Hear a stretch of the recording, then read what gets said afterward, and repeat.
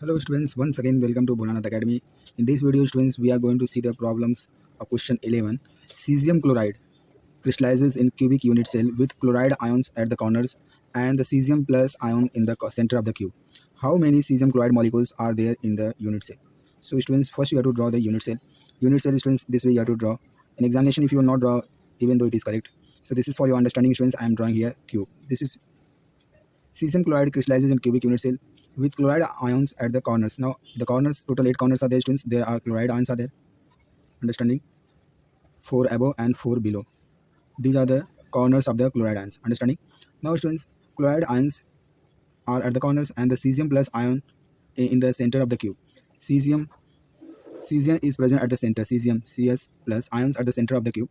How many cesium chloride molecules are there in the unit cell? So your unit cell is made up of how many molecules of cesium chloride in question they are asking. So first students, you have to find out the number of cesium atoms. Understanding? You have to start the answer like this.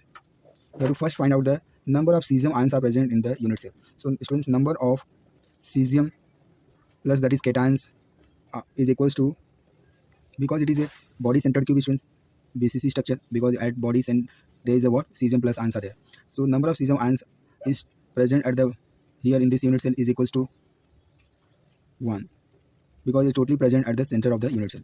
Now students, same way students, you have to find number of chloride ions.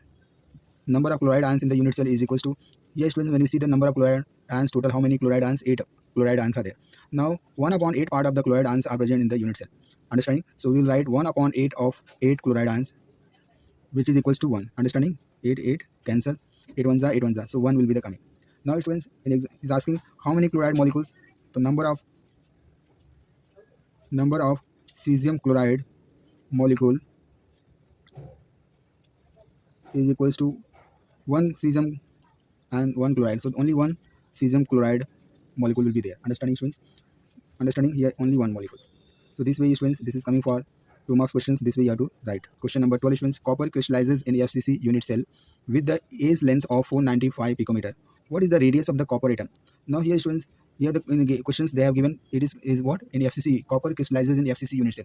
So students, you have to draw the cubic unit cell, and which is what FCC structure students. Here the copper, 8 coppers are present at the corners. Understanding?